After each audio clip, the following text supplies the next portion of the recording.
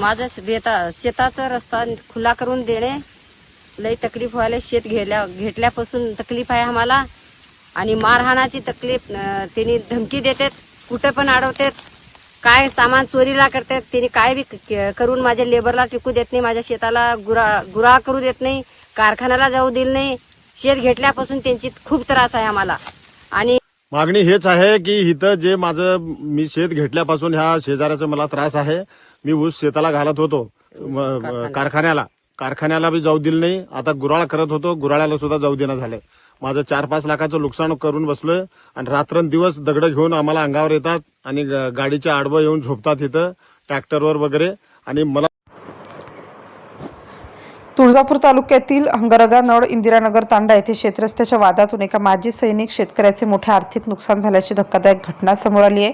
माणिक गोपाळ चव्हाण असे या बाधित शेतकऱ्याचे नाव असून ते माजी सैनिक आहेत. मिळालेल्या माहितीनुसार चव्हाण यांची सुमारे 2 एकर शेती गट क्रमांक 364 मध्ये असून त्यांनी आपल्या शेतात ऊसाची लागवड केली होती. साखर कारखान्याने वेळेवर ऊस न उचलल्यामुळे त्यांनी गुळ निर्मिती करण्याचा निर्णय घेतला आणि ऊसाची तोडणीही केली. मात्र शेजारील शेतकरी बाबू नामा चव्हाण व त्यांच्या काही साथीदारांनी जुन्या वादातून शेताचा रस्ता अडवला असल्याचा आरोप करण्यात आलाय. रस्ता बंद झाल्यामुळे तोडलेला ऊस शेतातच पडून राहिला असून तो वाळू लागल्याने चव्हाण यांचे लाखो रुपयांचे नुकसान झाले. त्यामुळे हा माजी सैनिक शेतकरी आर्थिक संकटात सापडला असून अत्यंत हतबल झालाय. या प्रकरणी माणिक चव्हाण यांनी तुळजापूर तहसीलदार यांच्याकडे लेखी निवेदन देऊन शेतरस्ता तात्काळ खुला करून देण्याची व संबंधितांवर कठोर कारवाई करण्याची मागणी केली आहे. तसेच न्याय न मिळाल्यास तहसील कार्यालयासमोर आमरण उपोषण करण्याचा इशाराही त्यांनी दिलाय. एकीकडे शासन शेतरस्ता अडवणाऱ्या प्रकरणांमध्ये कठोर कारवाई करत असल्याचे दिसून येते. मात्र या घटनेत माजी सैनिक शेतकऱ्यावर अन्याय होत असल्याचा आरोप स्थानिकांकडून होत आहे. त्यामुळे प्रशासन या प्रकरणात काय भूमिका घेते आणि संबंधित शेतकऱ्याला न्याय व मदत मिळते का याकडे सर्वांचे लक्ष लागले आहे. काय मागणी आपल्या?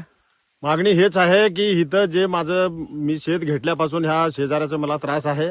मी ऊस शेताला घालत होतो, कारखान्याला बी जाऊ दिलं नाही. आता गुराळ करत होतो, गुराळ्याला सुद्धा जाऊ देणं झालंय. माझं 4-5 लाखाचं नुकसान करून बसलोय आणि रात्रंदिवस दगड घेऊन आम्हाला अंगावर येतात आणि गाडीच्या आडवं येऊन झोपतात इथं ट्रॅक्टरवर वगैरे.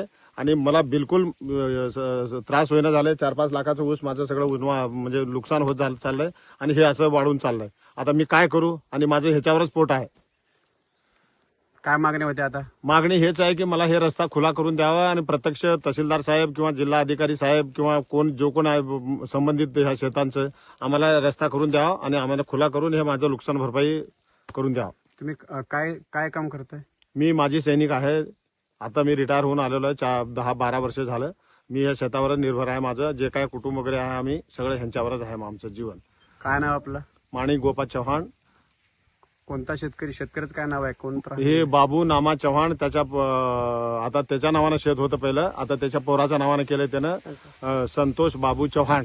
आणि त्याचं ते एक भाऊ आहे राहुल आणि एक करण राजू चव्हाण आणि काय नाव ते राजू लोकू चव्हाण. हे मला सारखं मारण्याची धमकी देतात, दम देतात आणि जिथं बघल तिथं माझे आडवे येतात नेहमी. आणि काल माझे इथं 10 लेबर ऊस कापत असताना कापून सगळं तयार केलेलं माल माझं जाऊ दिलं नाही गुराळावर आणि सगळ्याला दगड घेऊन रानातून मारून पाठवले तिथून.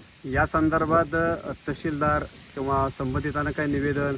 आता मी निवेदन द्यायला लागलोय. आता मेहरबान तहसीलदार साहेबांना माझी हेच नम्र विनंती आहे. पहिलं पण मी ह्याच्याबद्दल मी निवेदन दिलेलं आहे आपल्याकडे, त्याच्यावर काही कारवाई झालेली नाही. आता परत मी निवेदन करतोय की मला ह्याच्यामधून कुठलं तरी माझं मार्ग काढून मला संबंधित माझं जे काही नुकसान होतंय त्याच्याबद्दल विचार करावा. ताई काय सांगाल? काय समस्या आहेत आणि कशा अडचणी निर्माण झालेल्या आहेत? माझं शेताचा रस्ता खुला करून देणे. लई तकलीफ व्हायला. शेत घेतल्यापासून तकलीफ आहे आम्हाला आणि मारहाणाची तकलीफ. त्यांनी धमकी देतात, कुठे पण अडवतात, काय सामान चोरीला करतात. त्यांनी काय बी करून माझ्या लेबरला टिकू देत नाही, माझ्या शेताला गुराळ करू देत नाही, कारखान्याला जाऊ दिलं नाही. शेत घेतल्यापासून त्यांची खूप त्रास आहे आम्हाला. आणि घरी येऊन 10 माणसं येऊन मारहाण करायची प्रयत्न करतात त्यांनी. आणि सध्या त्यांनी ट्रॅक्टर आडून ट्रॅक्टरच्या समोर येऊन झोपतात. वाटल ते शिवागाळी करतात, मारहाण करतात, खुल्या रानात पाणी सोडतात आणि मारहाणाची धमकी. आम्ही 2 जण आहोत. या संदर्भात ग्रामपंचायत तंटामुक्त समिती किंवा सगळ्याला काय प्रशासन- सगळ्याला निवेदन करायचं आहे की माझं केलेलं आहे मी रेट आम्ही केलेलं निवेदन आहे. केलं सरपंच उपसरपंच सगळ्याला सगळ्याला निवेदन आम्ही केलंय. सांगितलेलं आहे. पंचायत मध्ये बोललेलं आहे. पंचायतमध्ये सगळं बोललेलं आहे, तक्रार सगळ्याला दिलेला आहे. आहे. आजपर्यंत माझा रस्ता खुला करून दिलेला नाही. शेत घेतल्यापासून आम्हाला खूप त्रास आहे. माझा रस्ता खुला करून देणे. आणि हे दुसरं माझं काय जे नाही. काही जे नुकसान झाले तहसीलदार साहेबाला माझं हात जोडून नमस्कार आहे. माझं काम ओके कराव. हे त्रास भरपूर आहे. माझा त्रास कमी कराव. आणि मी माझी सैनिकची बायको हाव.